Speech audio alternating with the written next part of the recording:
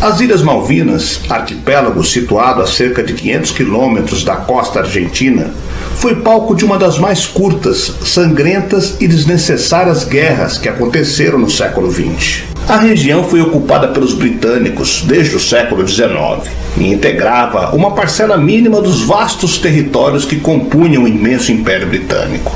Após a Segunda Guerra, mesmo com o processo de descolonização, a região sul-americana se manteve sob a tutela inglesa.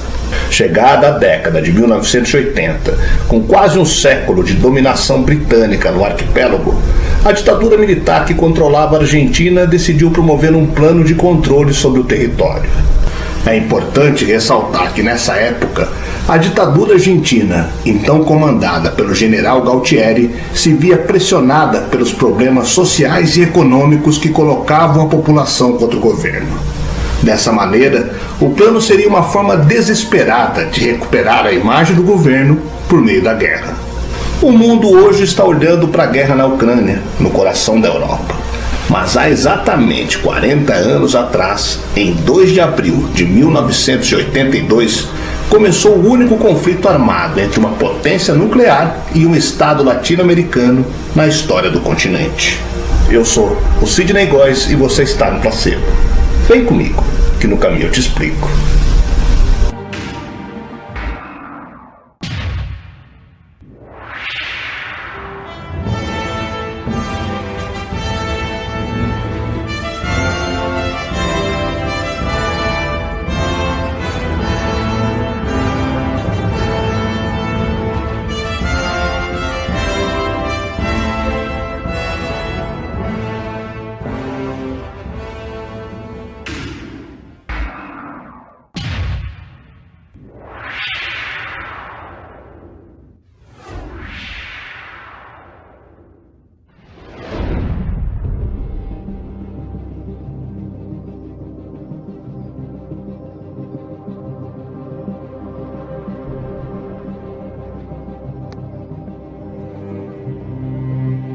A Guerra das Malvinas foi um conflito que ocorreu em 1982 entre a Grã-Bretanha e a Argentina.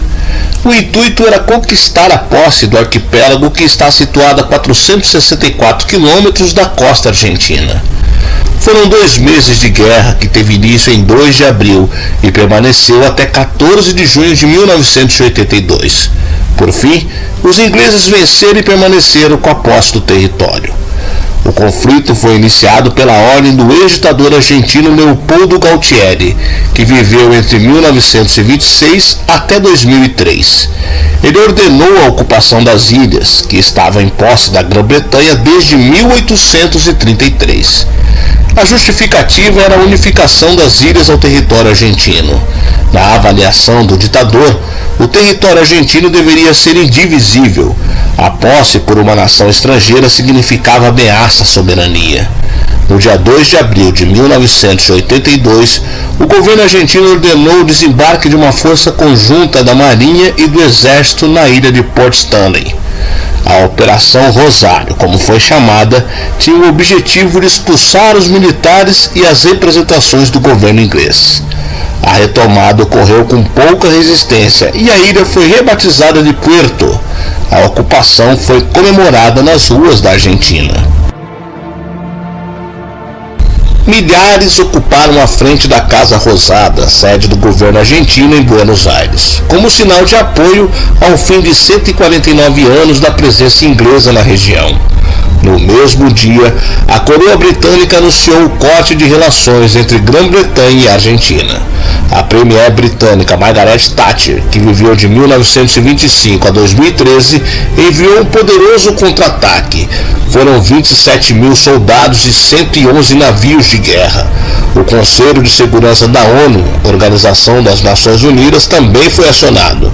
A Argentina estava isolada diplomaticamente e tinha visível desvantagem militar. A ação argentina também foi colocada como uma oportunidade de expansão soviética na América do Sul. O resultado seria um contragolpe dentro de uma ditadura apoiada pelos Estados Unidos da América. Os Estados Unidos eram os principais apoiadores dos britânicos por meio do fornecimento de armas e informações por satélites. Além do apoio logístico, abriram em 8 de abril a passagem do Canal do Panamá para a passagem dos 111 navios britânicos. O governo argentino nomeou o Brasil como seu representante na Grã-Bretanha. Na prática, a ação poderia ser traduzida como apoio moral.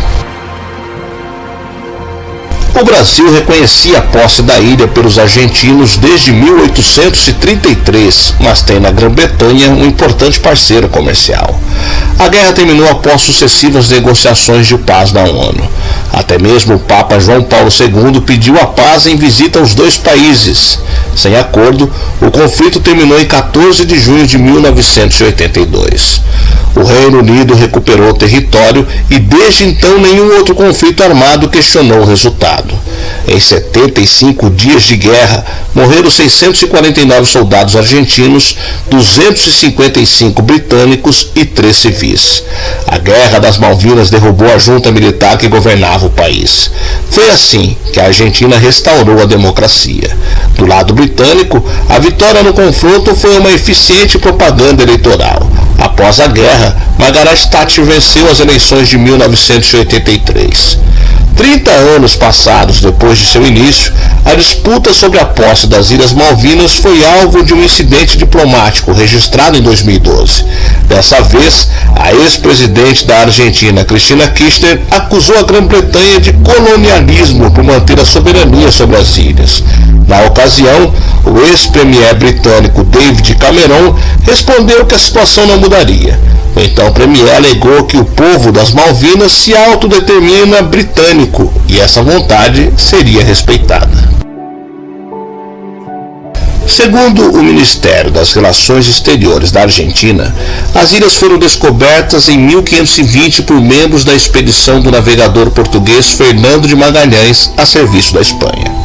A partir desse momento, argumenta o Ministério de Relações Exteriores argentino, sua localização foi registrada na cartografia europeia sob o controle da Espanha com base nas bulas papais no Tratado de Tordesilhas de 1494.